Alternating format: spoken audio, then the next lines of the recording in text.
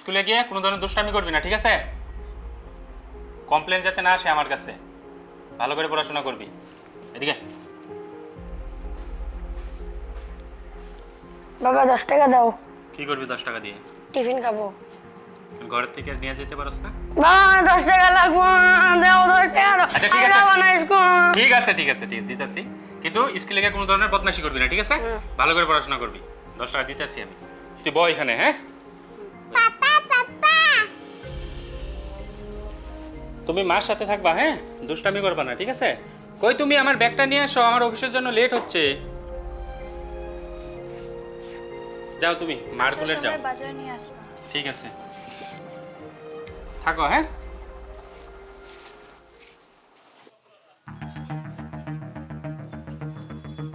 দাদা দাঁড়ান দাঁড়ান, মেয়েটার মনে কিছু হচ্ছে, দাঁড়ান। ম্যাডাম আপনার কি হয়েছে? কিছু না, আমার মাথা ঘোরাচ্ছে। চলেন চলেন, আপনাকে আমি হসপিটাল নিয়ে যাই, ওঠেন। দাদা চলেন তো হসপিটালের সামনে, মনে হয় ওনার কিছু হয়েছে। টেনশন করবেন না, আমি নিয়ে যেতেছি আপনাকে হসপিটালে। চলেন ওর তাড়াতাড়ি চলেন।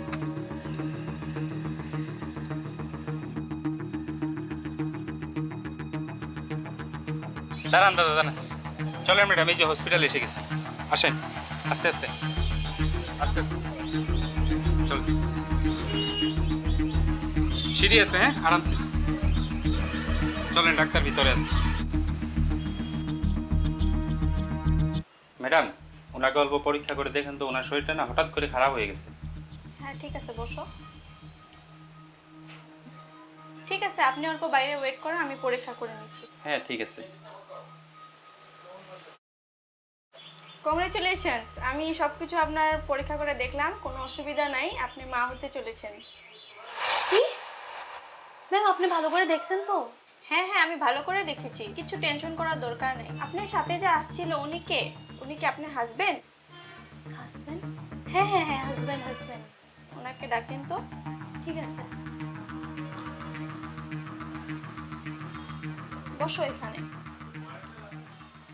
ম্যাডাম কি হয়েছে ওনার? না না, চিন্তার কিছু কারণ নেই, আপনি বাবা হতে চলেছেন। ম্যাডাম আপনার ওনার কোনোখানে ভুল হচ্ছে, আমি ওনার হাজবেন্ড না। ওনাকে জাস্ট আমি গাড়িতে লিফট দিয়েছিলাম, আর ওনার শরীরটা খারাপ হওয়াতে আমি ওনাকে এখানে নিয়ে আসছিলাম। এই বাচ্চার বাবা আমি না, অন্য কেউ। কি বলছো তুমি? তুমি তো আমার হাজবেন্ড। আরে ম্যাডাম এসব আপনি কি বলতেছেন? আমি কেন আপনার হাজবেন্ড হতে যাব?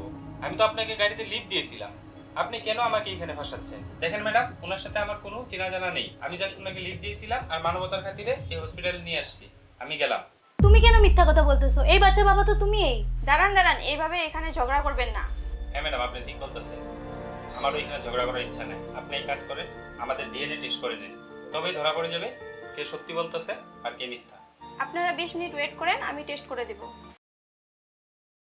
আপনাদের রিপোর্ট তো চলে আসছে, আর আপনি মিথ্যা কথা কেন বলতেছেন? এই বাচ্চার বাপ তো ও না। আর শোনেন, ও তো কোনোদিনও বাচ্চার বাপ হইতেই পারবো না। ও কিভাবে আপনার বাচ্চার বাপ হবে? হে প্রভু, বেঁচে গেলাম রে। দেখছেন ম্যাডাম কত বড় মিথ্যা কথা বলে? জীবনে আমি কোনোদিনও কোনো মহিলাকে আর এইভাবে হেল্প করব না। ঠিক আছে ম্যাডাম, আমি আসি। কান্নাকার বাচ্চা আমার নাম দিয়ে দিচ্ছি। ঠিক আছে ম্যাডাম, তাহলে আমি চলি। হ্যাঁ ঠিক আছে, কিন্তু তোমার বাচ্চার বাবাটা কে? ওগুলো আপনার জানার দরকার নেই। ঠিক আছে, তাহলে আমি আসি। ইস, কেমন কেমন লোক আসে রে। তোর সাথে এত কিছু হয়েছে তবু তুই আমাকে জানালি না? কিভাবে জানাই তোকে? এত টেনশন হচ্ছিল আমার, ভগবানের কৃপায় আজকে আমি জেনতেন বেঁচে গেলাম। কিন্তু একটা কথা, ডাক্তার যে বললো তুই কোনোদিন বাবা হতে পারবি না, কিন্তু তোর ঘরে যে 2টা বাচ্চা আছে ওই বাচ্চাগুলা কার? হ্যাঁ বন্ধু, তুই যে ঠিক কথা কইলি। এতদিন ভাবতাম এই বাচ্চা দুটো তো আমার, আমি তো খুব আদর যত্ন করতাম। না জানি কোন বেটার পাপ আমি ফালতাছি। তার মানে আমার বউ আমার সাথে চিটিং করতেছে। তুই এখানে দাঁড়া, আমি এখনই গিয়ে বউকে বুঝাইতেছি।